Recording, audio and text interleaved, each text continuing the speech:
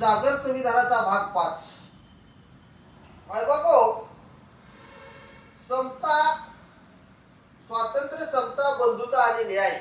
स्वातंत्र्य, समता, बंधुता आणि न्याय ही सर्वश्रेष्ठ मानवी मूल्ये भारतीय संविधानाने समस्त भारतीयांना बहाल केली.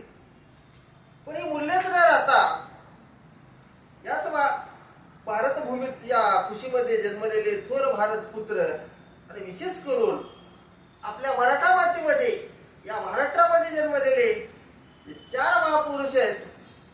त्या 4 नावाच्या महापुरुषाला हे तत्व संबोधित करतात किंवा त्याचं प्रतीक, या 4 शब्दाचं प्रतीक ते 4 महापुरुष आहेत. ते सर्वात नंबर 1 स्वातंत्र्य.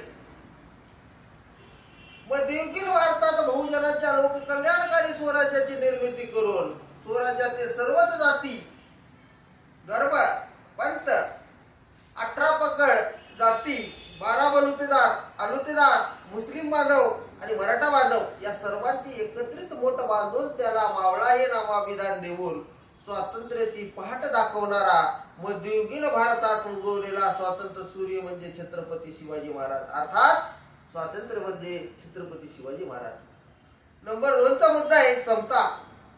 गेल्या 10,000 वर्षात जे संत महात्मे समतेसाठी लढले, आपल्या जीवाचे रान केले, आपले आयुष्य वेचले, कैकाने आपल्या प्राणाचे बलिदान दिले, त्या सर्वांमध्ये अग्रेसर असणारे या भारतात शिक्षणाची मुहूर्तमोड मेढ रोवणारे, उभा करणारे आधुनिक भारत भूमीवर उगवलेला क्रांतीसूर्य म्हणजे या देशाचे थोर राष्ट्रपिता महात्मा ज्योतिराव फुले. अर्थात समता म्हणजे राष्ट्रपिता महात्मा ज्योतिराव फुले. नंबर 3 चा मुद्दा आहे बंधुता.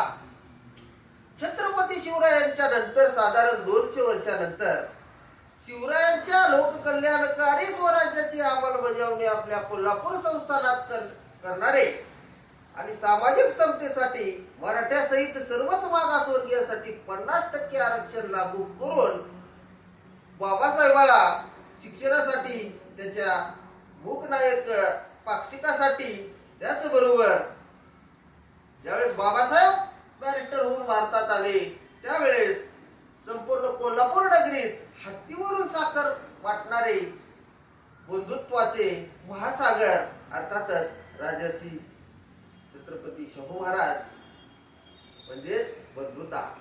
समता, स्वातंत्र्य, न्याय आणि बंधुता म्हणजेच शिवाजी महाराज, राष्ट्रपिता महात्मा ज्योतिराव फुले, शाहू महाराज. त्यानंतर 3रा मुद्दा उरला न्यायाचा.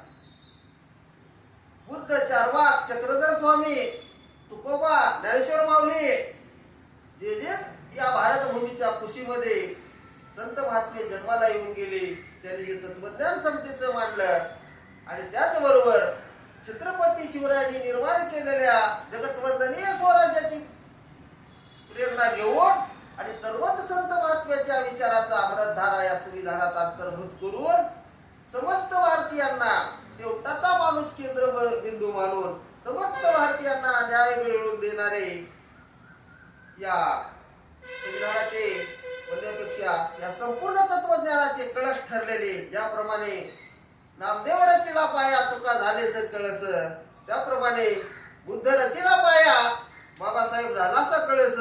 त्या युक्तीप्रमाणे बाबासाहेब हे न्याय म्हणून त्यांची ख्याती जनतेने दिलेली आहे. न्याय म्हणून बाबासाहेबांना स्वीकारणारे अशा या 4ही विश्वरत्नांना, ही 4ही विश्वरत्न आहेत, ते महाराष्ट्रापुरते मर्यादित नाहीत ना भारतापुरते मर्यादित नाहीत.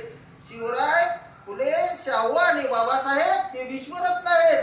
त्या विश्वरत्नाला मी त्रिवार वंदन करतो, कोटी कोटी प्रणाम करतो. जय संविधान, जय भारत.